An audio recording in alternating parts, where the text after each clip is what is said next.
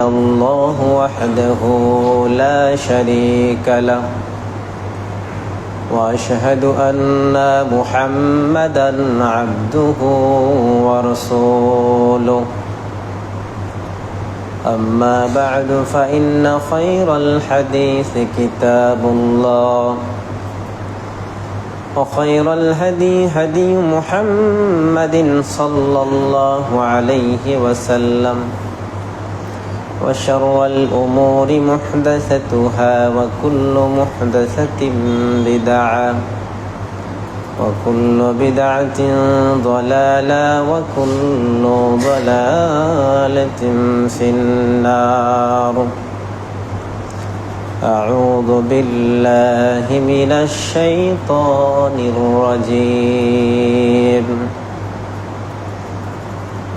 وقرنا في بيوتكنا ولا تبرجنا تبرج الجاهلية الأولى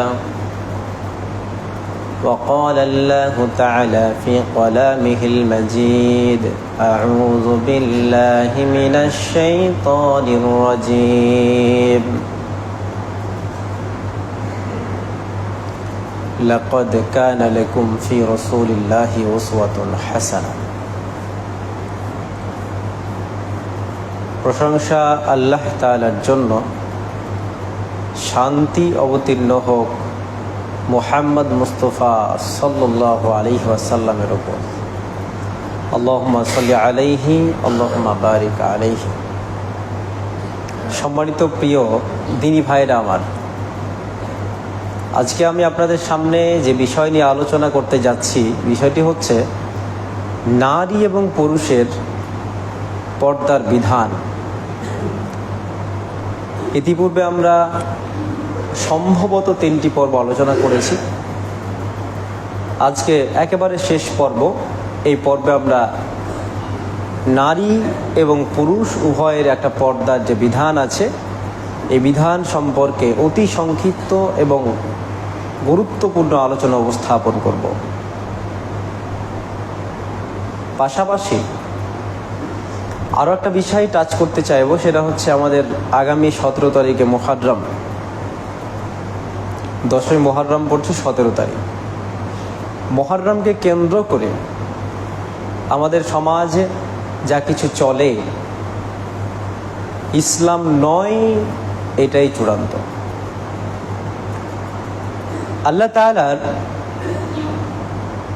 হুকুম ছাড়া, মুহাম্মদ সাল্লাল্লাহু আলাইহি ওয়াসাল্লামের বিধান ছাড়া যদি মন মতো কেউ বিধান তৈরি করে নেয় এবং ইসলাম বলে চালিয়ে দেয়, সেটা করা, সেটাতে বিশ্বাস করা, সেটাতে আমল করা সম্পূর্ণরূপে হারাম, সম্পূর্ণ, এতে লেশ মাত্র সন্দেহ নেই। আল্লাহ তাআলা সূরা হাশরের 7 নম্বর আয়াতে বলছেন, রাসূলুল্লাহ সাল্লাল্লাহু আলাইহি ওয়াসাল্লাম তোমাদেরকে যা কিছু দেয়, ওমা আতাকুমুর রাসূলু ফাখুযুহু, সেটাকে ধরো। রাসূল সাল্লাল্লাহু আলাইহি ওয়াসাল্লাম যা দিয়েছে এটা ইসলাম। রাসূলের কাছ থেকে পাইনি, ইসলাম বলে চালিয়ে দিচ্ছে, ইসলাম নয়। আল্লাহ পরিষ্কার করে বলছে সূরা হাশর 7 নম্বর আয়াতের মধ্যে যে শোনো মানব জাতি, তোমাদেরকে বলছি আমার রাসূল মুহাম্মদ সাল্লাল্লাহু আলাইহি সাল্লাম যা দেয় তোমরা সেটাকেই গ্রহণ করো। ওমা নাহাকুম, যেটা তোমাদেরকে নিষেধ করে, মানা করে, বর্জন করতে বলে, এটা করা যাবে না, এটা করা যাবে না, রাসূল সাল্লাল্লাহু আলাইহি ওয়াসাল্লাম বলেছেন মানেই ছেড়ে দিতে হবে। ফান্তাহু, ছেড়ে দাও এটাকে, আল্লাহ রাসূল এটা নির্দেশ। সূরা আহজাব আয়াত নম্বর 21 মধ্যে বলছেন আল্লাহ তাআলা, লাকাদ কানা লাকুম ফি রাসূলিল্লাহি উসওয়াতুন হাসানাহ, মুহাম্মদ সাল্লাল্লাহু আলাইহি ওয়াসাল্লামের মধ্যেই অবশ্যই তোমাদের জন্য উত্তম নমুনা রয়েছে আদর্শ রূপে। অর্থাৎ পৃথিবীতে যত মনীষী এসেছে, আগামীতে আসবে, বর্তমানে রানিং চলছে, সমস্ত মনীষীদের মাঝে মুহাম্মদ সাল্লাল্লাহু আলাইহি ওয়াসাল্লাম এমন একজন ব্যক্তিত্ব যাকে পৃথিবীতে যত মনীষী আসবে ফলো করাই লাগবে তাকে, যদি ইমানদার হয়। তাহলে দুঃখজনক বিষয় হলো সত্য, আজকে আমরা মুহাম্মদ সাল্লাল্লাহু আলাইহি ওয়াসাল্লামের চাল চলন চরিত্র আচরণকে সম্পূর্ণ বর্জন করে দিয়েছি।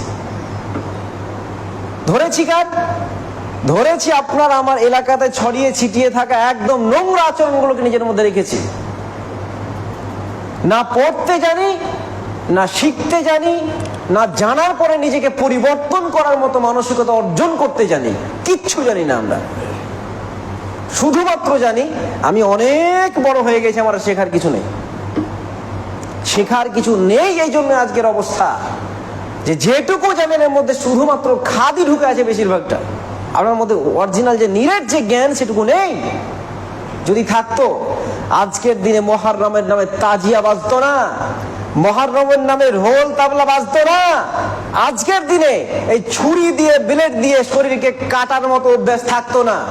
মুহাম্মদ সাল্লাল্লাহু আলাইহি ওয়াসাল্লাম এগুলো দেয়নি, তথাপি তারা করছে কেন? হামবাড়া মনে করেছে নিজেকে, আমি অনেক কিছু জানি, আসলে কিছুই জানেন আছে।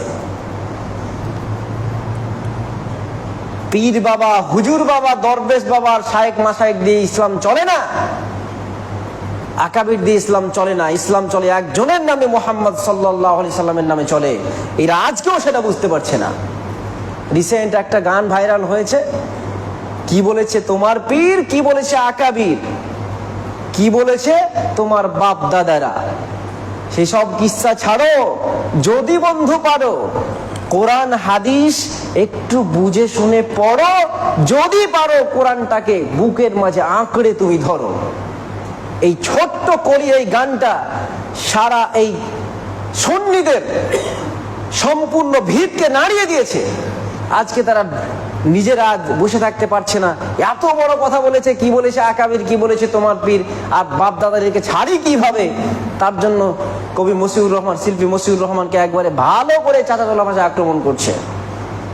তার ছোট ছোট দাড়ি আছে, আরে ভাই দাড়ি তো রেখেছে, তার দাড়িগুলোকে আজকে কি বলছে, জুতো ব্রাশ করার যে জুতো পরিষ্কার করার যে ব্রাশ থাকে না, ওই ব্রাশের মতো অবস্থা তার দাড়িগুলো। নাউজুবিল্লাহ মিন যালিক। এর চাইতে নেক্কারজনক জঘন্যতম মন্তব্য পৃথিবীতে হতে পারে? দাড়ি একটা মানুষ আজকে দাড়ি নিয়ে আলোচনা করলো, আলোচনার পর একটা মানুষ দাড়ি শুরু করেছে, আরে ভাই দাড়ি তো রেখেছে একটু আল্লাহ রসুলের জন্য হলে রেখেছে তো নাকি, এটাকে নিয়ে কটাক্ষ করার কিছু কি আছে? রসুলের সুন্নাত হতে পারে সে পরিপূর্ণ সুন্নাতটার উপর আমল করতে পারেনি, করতে তো পারে, যেটুকু রেখেছে সেটুকু কটাক্ষ করার কোনো সুযোগ আছে? তারপরও বলছে এই লোকটার দাড়ি একবারে জুতো পালিশ করা ব্রাশের মতো। নাউজুবিল্লাহ বলবেন না? এটা কেন বলেছে জানেন? এর কারণ একটা, ওই যে পীর পূজা করছে, শায়েখ পূজা, মাশায়েখ পূজা, দরবেশ পূজা, আকাবির পূজা, এদের পূজা করে করে নিজেদেরকে শেষ করে দিয়েছে। আবারও বলছি ভালো করে, পৃথিবীতে ইসলাম যদি চলে একজনের নামে চলবে, সেটা মুহাম্মদ সাল্লাল্লাহু আলাইহি ওয়াসাল্লামের নামে চলবে, এর বাইরে কারো নামে ইসলাম চলবে না, চলতে পারেও না। তাই যারা মুহররমের নামে, এই মুহররমের দিনে তাজিয়া, ঢোল তবলা, ব্লেড, তারপরে ছুরি খেলা, লাঠি খেলা, যা কিছু হয় সবগুলোই হারাম, একটাও না যায়, একটাও জায়েজ নয়, সবগুলো হারাম, কোনটাই জায়েজ নয়। মুহররম করাই বৈধ নয়। মুহররমের আমরা কয়টা রোজা রাখি? কয়টা রাখি? দুটো রাখবো আমরা রোজা রাখবো কয়টা? দুটো। যদি জিজ্ঞাসা করা হয় এই মুহররমের দিন রোজা রেখেছো কেন রেখেছো, সোজা বলবে মুহাম্মদ সাল্লাল্লাহু আলাইহি ওয়াসাল্লামের যে নাতি ওই হুসাইন রাদিয়াল্লাহু তাআলা আনহুর জন্যই আমি করেছি, রোজা রেখেছি। ওর বাপ দাদারা নাকি এটা ওকে শিক্ষা দিয়েছে। জিজ্ঞেস করেন কেন? ও জানেও না কেন তাজিয়া করছে, জানে না, ও কেন মুহররম করেছে জানে না এখন পর্যন্ত, কেন সিয়াম রাখতে তাই জানে না এখনো পর্যন্ত। জিজ্ঞাসা করে দেখেন আপনি। মুহাম্মদ সাল্লাল্লাহু আলাইহি ওয়াসাল্লাম মদিনা গেলেন, ভালো করে হাদিস শুনেন, মদিনা গেলেন, মদিনা গিয়েই দেখছেন যে মদিনার মানুষজন সিয়াম রেখেছে সেই দিনকে। তো জিজ্ঞাসা করলেন ব্যাপার কি, তোমরা সিয়াম রেখেছো কেন? তো ওনারা বললেন যে এই 10 তারিখে, মুহররম মাসের 10 তারিখে ওই ফিরাউনের কবল থেকে মূসা আলাইহিস সালামকে আল্লাহ তাআলা পরিত্রাণ দিয়েছিলেন, সেই দিনকে তিনি বেঁচেছিলেন। সেই শুকরিয়ার্থে আমরা আজকের দিনে এই সিয়ামটা রেখেছি। দেখেন রিজনটা, কারণটা কি, কেন? হাসান হোসেনের সাথে সম্পর্ক আছে এর, মহরমের আছে, তারপরে জোর করে টেনে সম্পর্ক করবে এরা। ইসলাম, এটা ইসলাম, এ ভাই না এভাবে নাকি ইসলাম চলে? মুহাম্মদ সাল্লাল্লাহু আলাইহি ওয়াসাল্লাম বলছে, তোমরা যদি মুসা আলাইহিস সালামের জন্য এইভাবে সিয়াম রাখতে পারো, তোমাদের চেয়ে হক আমি বেশি রাখি, আমিও সিয়াম রাখবো। সাহাবায়ে কেরাম বলছেন, তারা তো যারা সিয়াম রাখে তারা তো আর মুসলমান না, তো আমরা যদি এই দিনকে সিয়াম রাখি তাহলে তাদেরকে অনুসরণ করা হয়ে যাচ্ছে না? আল্লাহ রাসূল বললেন, বিষয়টা খুব যৌক্তিক। আল্লাহ রাসূল বললেন, তাহলে আগামী বছর যখন আসবে 9 তারিখে রাখবো, 10 তারিখে রাখবো। বুঝতে পেরেছেন? তাহলে সিয়াম রাখবো কয়টা? দুটো, 9 তারিখ আর 10 তারিখ, মানে 16 আর 17 তারিখ রাখতে হবে সিয়াম। তাহলে এ হচ্ছে ব্যাপার। ভালো করে খুঁটিয়ে দেখেন গা, শুধু শরীরে এই ছুরির আঘাত করে করে করে করে একবারে রক্ত বের করে দিচ্ছে। আবার তো কেউ আগুনের বিশাল বড় একটা করেছে, আগুনের মধ্যে খুব ছুটে ছুটে যাচ্ছে, একবারে দেখাচ্ছে আমি অনেক বেশি আল্লাহ প্রেমী, অনেক বেশি রসুল প্রেমী, আলে বাইতদেরকে অনেক বেশি ভালোবাসি, তার জন্য আজকের এই অবস্থা। শরীর কেটে রক্ত বের করে তারপরে ঢোল তাবলা বাজিয়ে তুমি ইসলাম চালাও, ইসলামের সাথে সম্পর্কের নেই। ঢোল তাবলা কিন্তু সম্পূর্ণ হারাম জিনিস, একবারই স্পষ্ট। তারপরে নাকি এতে নাকি ঢোল তাবলা চলছে। দেখবেন জঙ্গিপুরে দেখতে পাবেন, আপনি জঙ্গিপুরে দেখতে পাবেন, আসবে তখন দেখবেন কিভাবে যায়। আমি এক কথাতে বলছি, এগুলো সবগুলোই হারাম। কোনো মায়ের বেটা বাপের বেটা থাকলে এগুলো জায়েজ বলে প্রমাণ করবে। 2 নম্বর কথায় আসি। আজকে আমরা আলোচনা করতে যাচ্ছি যে নারী পুরুষের পর্দাটা কি। আমরা নারী পুরুষ সম্পর্কে, পর্দা সম্পর্কে আলোচনা যেটুকু করতে যাচ্ছি, আজকে একেবারে শেষ পর্ব। এই পর্বে যেটুকু আলোচনা হবে, বলেছিলাম আমি আগের জমাতে, যেখান থেকে যা কিছু শ্রবণ করবেন সেই কথাগুলো সম্পূর্ণ এ মাথাতে ধরে নিয়ে গিয়ে বাড়িতে নিজেদের স্ত্রী, বোন এবং কন্যাদেরকে বলতে হবে। আশা রাখছি আপনারা বলেছিলেন কিছুটা হলেও, আবার কেউ হয়তো বলেননি। আশ্চর্যজনক একটা ব্যাপার আপনাকে বলি, হয়তো অনেকের এখানে লাগতে পারে, লাগাটা খুবই স্বাভাবিক, কিন্তু আমার এখানে নয়, আমার অনেক জায়গাতে লেগেছে। কি লেগেছে আপনাকে বলি। এই জুমার এমন একটা সময়, এই জায়গাটা, এখানে আপনাকে পরিপূর্ণ বিষয়ে খুব ক্লিয়ার আলোচনা করতে হবে। এই জুমার জায়গাটাতে, এই মিম্বার, আপনাকে যে আলোচনা করতে হবে পরিপূর্ণ ক্লিয়ার। আপনার সম্পর্কে একটা ব্রড একটা বিষয় নিয়ে আলোচনা শুরু করলাম, একটা পর্বে আমার আলোচনা করা সম্ভব নয়। এই আলোচনা করতে গেলে 2 ঘন্টা সময় দরকার আমার, পরিপূর্ণ ক্লিয়ার করতে।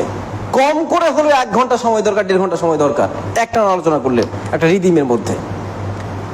1 ঘন্টা সময় তো দেবেন না, 5 মিনিট যদি ক্রস করছে, ওরে বাপরে বাপ, মাজাই লেগে যাচ্ছে একবারে, আর সহ্য হচ্ছে না।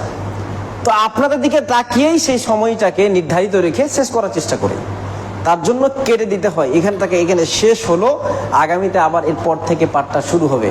এতেই বিশাল জ্বালা পড়ুন, মৌলভী সাহেব কেমন গো, মৌলভী সাহেব একই বিষয় নিয়ে আলোচনা করছে, পর্বটা চেঞ্জ করতে বলিও তো। ওকে আর ভাল লাগে না পর্দার বিষয় শুনতে। এ হচ্ছে দুনিয়া, নিয়ম। ও কিছু বুঝেই না ইসলামের, তাও বলছে আমি অনেক বুঝি। কিচ্ছু বুঝে না, নিয়ে আসেন কিনা আমার কাছে নিয়ে আসেন। ইসলামের কিচ্ছু বুঝে না, সূরা ফাতিহা ভালো করে পড়তে পারে না।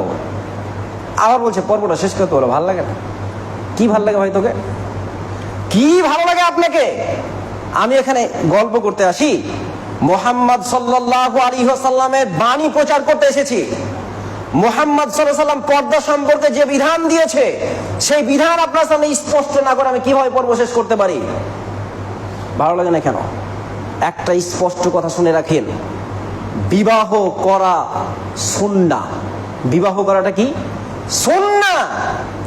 বিবাহ কেউ যদি না করে মারা যায়, যদি কেউ না করে মারা যায়, যদি কেউ না করে মারা যায় বিবাহ, আর চরিত্রকে ঠিক রাখতে পারে, বিবাহ করবে না এমন ইসলামের বিধান নাই। কিন্তু যদি না করে মারা যায়, সে একটা সুন্নাতকে তরক করেছে।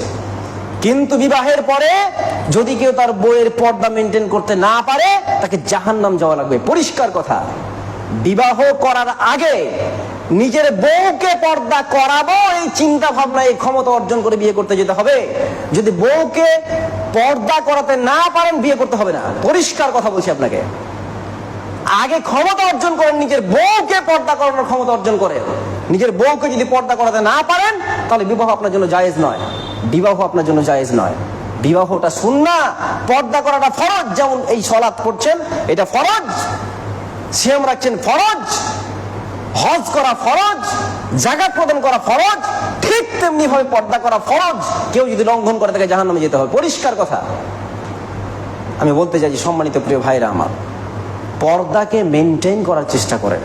আমরা আজকের এই পর্বে নারী পুরুষের পর্দার বিধান সম্পর্কে আলোচনা করব। আমি বলেছিলাম যে পুরুষের পৃথিবীতে কোনো পর্দা নেই। পুরুষের পৃথিবীতে কোনো পর্দা নেই, তবে একটু পর্দা আছে। একজন পুরুষের কাঁধ, এখান থেকে ভালো করে দেখবেন, এই কাঁধ যদি খোলা রাখে কেউ নামাজ পড়ে, নামাজ হবে না। এই দুই কাঁধ যদি খোলা রাখে নামাজ পড়ে, নামাজ হবে না। নারীর কোনো অঙ্গ প্রকাশ থাকলে নামাজ হবে না। পরিষ্কার করে রেখে দেন। একজন পুরুষের এই কাঁধ যদি খোলা থাকে, কাঁধ আমি দেখিয়ে দিয়েছি, কাঁধ, যে কাঁধ খোলা থাকলে তার নামাজ হবে না। একজন নারীর তার দেহের কোনো অঙ্গ প্রকাশমান থাকলে তার নামাজ হবে না। আপনি কি করবেন? আপনাকে পর্দা বুঝতে হবে। একজন পুরুষের পর্দা হচ্ছে তার এই নাভি থেকে নিয়ে হাঁটু পর্যন্ত। পুরুষের পর্দা কতটুকু? নাভি থেকে নিয়ে হাঁটু পর্যন্ত পর্দা। এটা তাকে করা লাগবে, এটা তার ফরজ। এটা বিধান লঙ্ঘন করা যাবে না। একজন পুরুষ সর্বদা আজীবন যতদিন বাঁচবে, এই নাভির ওপর থেকে নিয়ে হাঁটু পর্যন্ত ঢাকাই লাগবে। এটা তার জন্য ফরজ ইবাদত। এটা এর নিচে এর ছোট কোনো পোশাক পরা যাবে না। জাঙ্গিয়া পরে, ছোট শর্টস পরে ফুটবলও খেলা যাবে না। পরিষ্কার কথা বলছি, ফুটবলও খেলা যাবে না। হাঁটা তো দূরের কথা, আপনার চোখের সামনে বড় বড় ছেলেরা হাঁটছে, আপনি বলছেনই না। এটা ফরজ। আপনার ছেলের এই নাভি থেকে নিয়ে এই হাঁটু পর্যন্ত পর্দার বিধান, এটা আপনাকে মানতে হবে। এবার আমি খুব শর্টলি আলোচনা করার চেষ্টা করব নারী পুরুষের পূর্ণাঙ্গ যে বিধান সে সম্পর্কে। যেটুকু আলোচনা করতে যাচ্ছি, এই আলোচনা আমরা শোনার পর ইনশাআল্লাহ আমরা সাধ্যমতো, আপনি চেষ্টা করেছেন মানতে পারলেন আলাদা বিষয়, কিন্তু সাধ্যমতো যদি চেষ্টা করেন, আল্লাহকে তো বলতে পারবেন, আল্লাহ আমি চেষ্টা করেছিলাম, তোমার রসুলের কথা শুনেছি, বাড়িতে অ্যাপ্লাই করার চেষ্টা করেছি, পারিনি, ওটা ভিন্ন বিষয়। না পারলে আল্লাহ ক্ষমা করবে। কেমন করে? আপনার তো নূহের ঘটনা মনে আছে? নূহের ঘটনা মনে নেই? হযরত নূহের ঘটনা মনে আছে। তার পরিবারকে সে সঠিক পথে চালাতে পারেনি। এখন কি নূহ আলাইহিস সালাম জাহান্নামে যাবে? নো, যাবে না। বিষয় হচ্ছে আপনি সর্বাত্মক চেষ্টা চালিয়ে যান, সর্বাত্মক চেষ্টা। এরপরে আল্লাহ চাইলে আপনাকে ক্ষমাও করতে পারে। আল্লাহ আমাদের এর প্রতি আমল করার তৌফিক দান করুন। আমিন।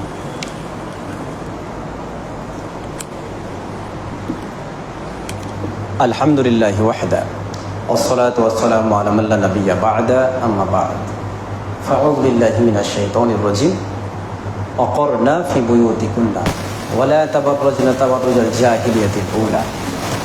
সম্মানিত প্রিয় দিনী ভাইরা আমার, এই পর্যায়ে আলোচনা শুরু হচ্ছে নারী পুরুষের পরিপূর্ণ পর্দার বিধান। এক্ষেত্রে পুরুষের জন্য গুরুত্বপূর্ণ একটা কথা বলতে চাইছি, যেটা রাসূল সাল্লাল্লাহু আলাইহি ওয়াসাল্লাম বলেছেন। সেটা হচ্ছে যে পুরুষরা তার প্রথম কাজটা যেটা করবে, রাস্তায় যখন চলবে অথবা কোনো জায়গাতে অবস্থান করবে, তার প্রথম কাজ হচ্ছে সে তার চোখের অর্থাৎ দৃষ্টিকে সংযত রাখবে। এ বিধান শুধু পুরুষের জন্য নয়, এ বিধান নারী পুরুষ উভয় ক্ষেত্রেই প্রযোজ্য। পুরুষরা রাস্তায় চললে তার দৃষ্টিকে নিচু করে চলবে। এই দৃষ্টি যদি কেউ নিচু করতে পারে, সমস্ত পাপ থেকে সে বাঁচতে পারবে। আরও একটা বিষয় আপনাকে বলি, যে পুরুষরা কি করবে? নারী থেকে বেঁচে থাকবে। ফাত্তাকুদ দুনিয়া ওয়াত্তাকুন নিসা। রাসূলুল্লাহ সাল্লাল্লাহু আলাইহি ওয়াসাল্লাম বলেছেন, ফাত্তাকুদ দুনিয়া, তোমরা দুনিয়া থেকে বাঁচো এবং নারী থেকে বাঁচো। এই কথাটা খুবই গুরুত্বপূর্ণ। আমার যুবক ভাইদেরকে বলছি, আপনি যাদের পেছনে ছুটছেন, এই নারী আপনার অনেক বড় ক্ষতি করবে। ইমরুল কায়েস থেকে নিয়ে আরবি সাহিত্য আপনি খুলে দেখবেন, অনেক বড় বড় কবি সাহিত্যিকদের জীবনকে সম্পূর্ণ নষ্ট করে দিয়েছে নারীরা, সবই নষ্ট করে দিয়েছে। আপনি জানেন জুরাইজ বলে একজন নবী ছিলেন, এই জুরাইজ বলে একজন নবীরও চরিত্রে কলঙ্ক লেপন করেছিল একজন নারী। তো নারী থেকে সাবধান। একজন মুত্তাকি পুরুষ যদি সে নারী থেকে নিজেকে বাঁচিয়ে রাখতে পারে তাহলে অনেক বড় ফিতনা থেকে বাঁচবে। নবীর মতো একজন মানুষ সেই মানুষটাকে নারীতে ক্ষতিগ্রস্ত করেছিল, যদিও মিথ্যা আল্লাহ তাকে উদ্ধার করেছিল, কিন্তু নারীতেই তাকে কি করেছিল, একবারে কলঙ্কিত করেছিল। আপনি আজকের যুগে যাদেরকে নিয়ে বসবাস করছেন, যাদের নিয়ে আপনি চলাচল করছেন, এই নারীদের থেকে আপনি সর্বাত্মক চেষ্টা করেন, যেভাবে সম্ভব যেভাবে হোক নারী থেকে দূরে থাকার চেষ্টা করেন। আপনি সরাসরি দেখা তো করবেনই না, আপনি by phone, by WhatsApp, Facebook, কোনো ক্ষেত্রে নারীদের সাথে যোগাযোগ রাখার চেষ্টা করবেন না। যদি করেন তাহলে নারীদের কাছে আপনি আসলেন, নির্জন্য অবলম্বন করলেন, আপনি অনেক বড় ক্ষতি করবেন নিজের। আরও একটা বিষয় বলি, আল্লাহ রসুল সাল্লাল্লাহু আলাইহি ওয়াসাল্লাম বলেছেন, মা তারাকতু বাদি উম্মতি, আমার উম্মতের জন্য এমন কঠিন কোনো বিপজ্জনক বস্তু ছেড়ে যায়নি পুরুষের জন্য। আমার উম্মতের মধ্যে যারা পুরুষ আছে তাদের জন্য পৃথিবীতে কোনো কঠিন ফিতনা ছেড়ে যায়নি নারী অপেক্ষা। আল্লাহ রসুল বলছেন, হে পুরুষের দলেরা শোনো, যারা আমার উম্মত, আমি তোমাদেরকে বলছি যে আমি আমার পরে আমি তো চলে যাব, কিন্তু তোমরা তো থেকে যাবে। তোমাদের কাছে এই যে নারী জাতিরা আছে না, সে মুমিন হোক বা মুমিনা না হোক, মুমিনা হোক বা মুসলিম হোক, এই নারী হচ্ছে তোমার জন্য সব চাইতে ভয়ানক বস্তু, সব চাইতে ভয়ানক বস্তু। সম্ভবপর যতটা সম্ভব এই নারী থেকে তুমি বেঁচে থাকো, এই তোমার ক্ষতি করে ছাড়বে। এবার আসেন, আমি ছোট্ট কথা বলে রাখতে চাইছি যে এই হচ্ছে পুরুষ সম্পর্কে নারী সম্পর্কে ছোট্ট কথা, যে এরা সর্বাত্মক দিয়ে চেষ্টাটুকু দিয়ে কি করবে, এই নারী জাতি থেকে নিজেকে বাঁচিয়ে রাখবে। এবার আসেন, মহিলার পর্দা কি জিনিস। মহিলার পর্দা হচ্ছে যে এরা প্রথমত কি করবে, বাড়িতে অবস্থান করবে। প্রথম কথা, কেন বাড়িতে অবস্থান করবে? রাসূলুল্লাহ সাল্লাল্লাহু আলাইহি ওয়াসাল্লাম বলছেন, আল মারআতু আওরাতুন, মহিলা হচ্ছে গোপন বস্তু, মহিলা হচ্ছে গোপন বস্তু। এরা বাড়িতে অবস্থান করবে। এরা যখন বাড়ি থেকে বের হয়, ইস্তাশরাফাহা শাইতান, শয়তান তাদেরকে কি করে, নগ্ন করার জন্য প্রলুব্ধ করে, উদ্বুদ্ধ করে। একজন নারী যখন বাড়ি থেকে বের হয়, এই বাড়ি থেকে বের হলেই শয়তান যে কোনোভাবে চেষ্টা করে তাকে উলঙ্গ করার জন্য। নারী উলঙ্গ মানেই যে তার পরিপূর্ণ পর্দাকে খুলে ফেলে এমন কিন্তু না। নারী উলঙ্গ মানেই তার শরীরের সমস্ত পোশাককে খুলে নিয়ে একদম খালি গায়ে ছুটবে এমন কিন্তু না। ইস্তাশরাফাহা শাইতান মানে হচ্ছে ওই নারীকে সে প্রদর্শনের পণ্য বানিয়েই ছাড়বে, যে কোনো অঙ্গ তার প্রকাশ করার চেষ্টা করবে, যে কোনো মূল্যে করবে। তার মিশনই এটা। শয়তানের এই মিশনটাকে ওই পাশ্চাত্য ধরে নিয়েছে, পশ্চিমারা ধরে নিয়েছে। কি করছে, ওয়েস্টার্ন কালচার আপনার মধ্যে ঢুকিয়ে দিয়েছে। আপনাকে তো জোর করে পোশাক খোলার দরকার নেই, আপনার মন মস্তিষ্ক মেন্টালিটির মধ্যে যদি ওইটা ঢুকিয়ে দেওয়া হয় তাহলে আপনার নারী, আপনার মেয়েরা, মুসলিম নারীরা নিজে নিজে পর্দাকে খুলে ফেলবে। আজকে দেখেন আমাদের মাঝে পর্দা আছে কি? পর্দা তেমন নেই। আপনাকে বলছি এটা শয়তানের অভিসন্ধি, শয়তানের মিশন। শয়তান তাদেরকে কাজে লাগিয়েছে, তারা আপনার মন মাথাতে ঢুকিয়ে দিয়েছে, আপনার আমার মন মাথায় ঢুকিয়ে দিয়েছে কিভাবে আপনার আমার মেয়েদেরকে বেপর্দা করা যায়, আর আমরা সেটাকে লুফে নিয়েছি। আল্লাহ তাআলা এই জন্যই তো বলছে, ওয়াকরনা ফি বুয়ুতিকুন্না ওয়ালা তাবাররাজনা তাবাররুজাল জাহিলিয়াতিল উলা, তোমরা অবশ্যই বাড়ির মাঝেই অবস্থান করবে। নারীদেরকে বলছে তোমরা বাড়ির মাঝে অবস্থান করবে, এটা তাদের জন্য বিধান। এবং কি করবে, তারা জাহেলি যুগের নারীরা যেমন করে চলাফেরা করত ঠিক তেমন করে চলাফেরা করবে না। জাহেলি যুগ হচ্ছে মুহাম্মদ সাল্লাল্লাহু আলাইহি ওয়াসাল্লাম পৃথিবীতে আসার আগে যে জামানাটা ছিল ওই জামানাটাকে জাহেলিয়াতের জামানা বলা হয়। এই সময় যেভাবে নারীরা চলতো ওইভাবে নারীরা চলবে না, এটা মুসলমান নারীদের বিধান। তারা কেমন করে চলতো আমি বিস্তারিত আলোচনা করেছি আগেরগুলোতে। তারা নিজেকে সম্পূর্ণ প্রসাধনী দিয়ে নিজেকে নিজের রূপ সৌন্দর্য মানুষের কাছে উন্মুক্ত করত, অন্যদেরকে আকৃষ্ট করত, নিজেরাও অন্যের প্রতি আকৃষ্ট হতো। এটা তাদের কালচার ছিল। আল্লাহ তাআলা বললেন, না, মুসলমান নারী তোমরা নিজেদেরকে এভাবে প্রদর্শন করবে না। এক। দুই হচ্ছে, তাই নারীরা কি বাড়ির মাঝেই সবসময় থাকবে? জি না। নারীদের বাড়ির মাঝে থাকলে, বলেছিলাম একটা হাদিস, যে বাড়ির মাঝে যতক্ষণ থাকবে তারা, ততক্ষণ পর্যন্ত তারা সম্পূর্ণ নিরাপদে থাকবে। শয়তান তাদের কোনো ক্ষতি করতে পারবে না। আল্লাহ তাদের নিরাপত্তার দায়িত্বভার নিয়েছে। কিন্তু বাড়ি থেকে যদি বের হয়, ইস্তাসরাফা শয়তান যেটা বলছে, শয়তান তাদেরকে উলঙ্গ করার জন্য, তাদেরকে পণ্য তৈরি করার জন্য যেভাবে হোক উঠে পড়ে লাগে। তা নারী একটু হলেও কিন্তু সেফটির জোন থেকে বের হয়ে যায়। তা কি করবে? নারীরা যদি বের হয় তাহলে তাকে সেফটি অবলম্বন করে বের হতে হবে। কি? আল্লাহ তাআলা বলছেন এই জায়গাতে যে, হে রাসূল, আপনি আপনার স্ত্রীদেরকে, ইয়া আইয়ুহান নবী কুল্লি আজওয়াজিকা ওয়া বানাতিকা ওয়া নিসাইল মুমিনিনা ইউদুনিনা আলাইহিন্না, ভালো করে দেখেন, ইউদুনিনা, ভালো করে বলছে, হে নবী, হে আমার নবী। আইয়ুহান নবী অত্যন্ত আদরের একটা শব্দ। হে আমার নবী, আদরের নবী, শুনুন, সম্মানিত নবী, শুনুন, আপনি আপনার স্ত্রীদেরকে, আপনার কন্যাদেরকে, মুমিন নারীদেরকে বলে দেন, তারা যেন কি করে, তারা যেন যখন বাড়ি থেকে বের হবে তখন যেন তাদের শরীরের ওপর একটা চাদর নেয় এবং আলাদা একটা অংশ ঝুলিয়ে নেয় মাথায়, জিলবাব যেটাকে বলছে, জিলবাবটা পরে যেন বের হয়। কি হবে? আইয়ু ওরফনা ফালা ইউজাইনা, এতে করে তাদের একটা পরিচিতি বাড়বে, সম্মানিত হবে এবং পৃথিবীতে কোনো শক্তি, ছোট শক্তি হোক বা বড় শক্তি হোক, এরা কোনোদিন এদেরকে উত্তক্ত করতে পারবে না।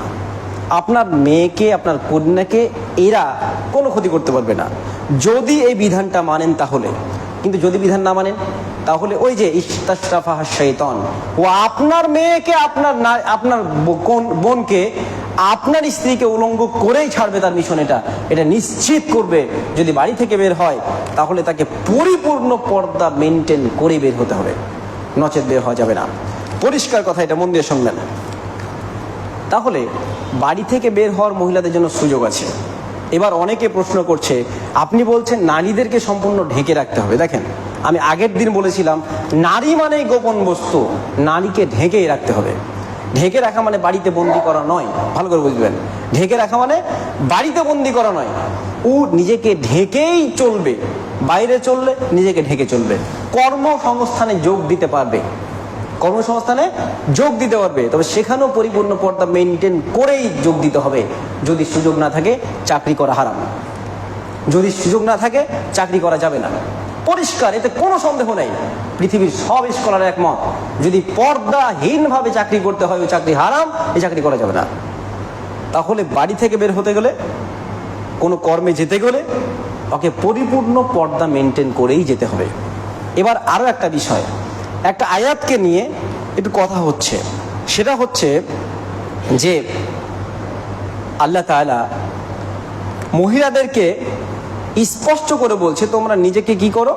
ঢেকে রাখো। তবে যেটা প্রকাশমান বস্তু, যেটা একেবারে প্রকাশ করা ছাড়া উপায় নাই, সেইটা ছাড়া তোমরা নিজেকে ঢেকে রাখো। এখন প্রকাশ করার যে বিষয়টা এসেছে সেটা কোনটা?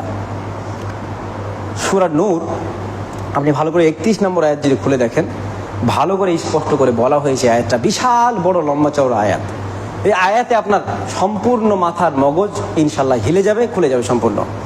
সূরা নূর যদি খুলে দেখেন, এখানে একটা এসছে, তাফসীর এসছে, শানে নজুলের একটা ব্যাপার এসছে। দেখেন, জাইনাব রাদিয়াল্লাহু তাআলা আনহা আল্লাহর রাসূলের একজন স্ত্রী, ঠিক আছে? এই জাইনাব রাদিয়াল্লাহু তাআলা আনহার যখন বিয়ে হয় মুহাম্মদ সাল্লাল্লাহু আলাইহি ওয়াসাল্লামের সাথে, তখন রাসূল সাল্লাল্লাহু আলাইহি ওয়াসাল্লামের সাথে, তখন সাহাবাদেরকে দাওয়াত করলেন। কিসের জন্য? ওলিমার জন্য। তো সাহাবারা কি করলো? তখন মুহাম্মদ সাল্লাল্লাহু আলাইহি ওয়াসাল্লামের বাড়িতে গিয়ে দাওয়াত খেতে গেল।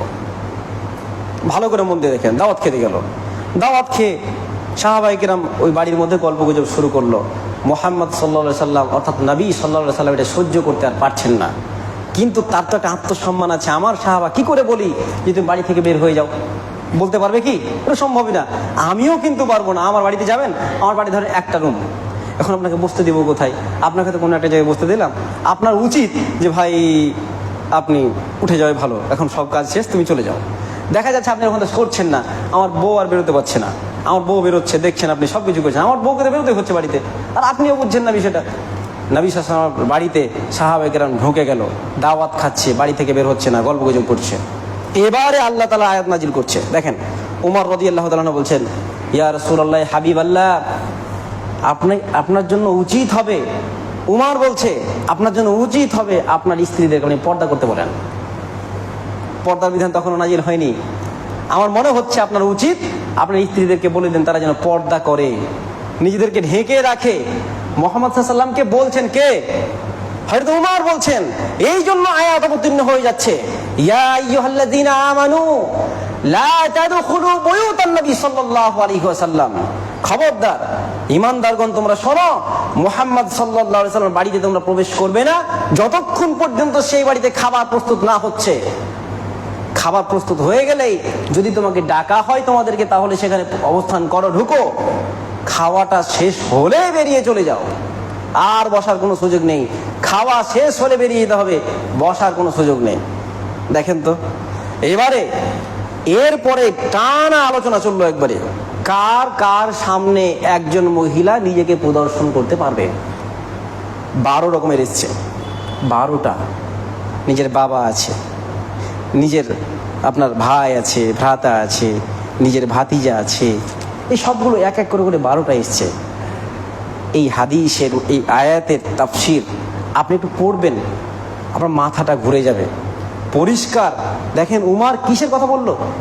আল্লাহর রাসূলের স্ত্রী কি বেপর্দা মানে সেই উলঙ্গ হয়েছিল না, তার মুখ খোলাই ছিল, স্বাভাবিক ব্যাপার। তোমার বললো কেন রাসূল আপনি আপনার বউদেরকে, স্ত্রীদেরকে বলে দেন তারা যেন কি করে, পর্দা মেনটেন করে, নিজেকে ঢেকে রাখে। কি দরকার ছিল, বাড়িতে খাচ্ছে। এটা তার সহ্য হয়নি, মুহাম্মদ সাল্লাল্লাহু আলাইহি ওয়াসাল্লাম নিজেরও সহ্য হচ্ছে না। কি করছে? আল্লাহ আয়াত অবতীর্ণ করলো, হে ঈমানদারগণ তোমরা এই বাড়িতে অবস্থান করো না, খাওয়া হয়েছে কেটে পড়ো। এখান থেকে আদব, আপনি যার বাড়িতে যাচ্ছেন খাওয়া শেষ, আপনি কেটে পড়েন, ওখান থেকে বসে বসে গল্প করার কোনো সুযোগ নেই। এখন বিষয় হচ্ছে আপনারা আমরা যেটা করি, আমাদের বাড়ির মাঝের পর্দা, এই বাড়ির মাঝের পর্দা, নিজের মাহারাম মানে বাড়ির মাঝে পর্দা, 12 প্রকারের পুরুষের মধ্যে এরা কিন্তু দেওর, ভাসুর, শ্বশুর এরা পড়ে না। দেওর ভাসুরের পড়ে না, স্বামীর ভাই হোক, ভাতিজা হোক, যত কিছু আছে সবার সামনে পর্দা, মুখ উন্মোচন করা যাবে না, পরিষ্কার বলা হয়েছে। আপনি দেখবেন তাফসীর ইবনে কাসির, তাফসীর তাবারি, তাফসীর আহসানুল বায়ান খুলে দেখেন, সবগুলোতে যেটা প্রকাশমান, যেটা প্রকাশ করতেই হয় সেটা বলতে বোঝাচ্ছে নারী যে পোশাকটা পরে, জিলবাব, নিজের কাপড় তো পরেছে, এই কাপড়টা যেটা পরেছে তার উপরে যে পোশাকটা পরেছে, এই পোশাককে ঢেকে রাখার বিষয়। এই পারবে, আমি এই পোশাকটা থাকতে পারবো? ক্ষমতা নেই। এই পোশাকের কথা তাফসীরে বলছে, পোশাকের কথা। নাসিরউদ্দিন আলবানী বলেছেন না, মুখমণ্ডল এবং কবজি এটা প্রকাশ করা যেতে পারে, নাসিরউদ্দিন আলবানী বলছেন। কিন্তু হাদিসটা আয়েশা সিদ্দিকা রাদিয়াল্লাহু তাআলা আনহার বোন আসমা রাদিয়াল্লাহু তাআলা আসলেন আল্লাহ রাসূলের বাড়িতে, পাতলা পিনপিনে একটা পোশাক পরে। আল্লাহ রাসূল ওনাকে দেখে এভাবে ঘুরে গেলেন, বলেন কি বাবা তুমি এভাবে এসেছো কেন? তুমি জানো না যে একজন নারীর মুখমণ্ডল এবং কবজি বাদ দিয়ে সবগুলো ঢেকে রাখার বস্তু? আয়েশা বর্ণনা করছে হাদিসটা। কিন্তু ইমাম আবু দাউদ রহিমাহুল্লাহ তিনি বলছেন এই হাদিসটা মুনকাতে মুরসাল, এই হাদিসটা মুরসালের সনদ ঠিক নাই, মানে এর সনদটা কাটা। কি বুঝলেন আপনি? বিষয় হচ্ছে সবচেয়ে গুরুত্বপূর্ণ বিষয়, একজন মানুষ, একজন মহিলা সর্বদা তাকে নিজেকে ঢেকে রাখার চেষ্টা করবে। আমরা চেষ্টা করবো ইনশাল্লাহ, যদি না পারি ভিন্ন জিনিস, চেষ্টা করলে তো সমস্যা নাই। আল্লাহ আমাদের সকলকে সেই তৌফিক দান করুন, আমিন। আল্লাহুম্মা সাল্লি আলা মুহাম্মাদ ওয়া আলা মুহাম্মাদ কামা সাল্লাইতা আলা ইব্রাহিম ওয়া আলা আলি ইব্রাহিম ইন্নাকা হামিদুম মাজিদ।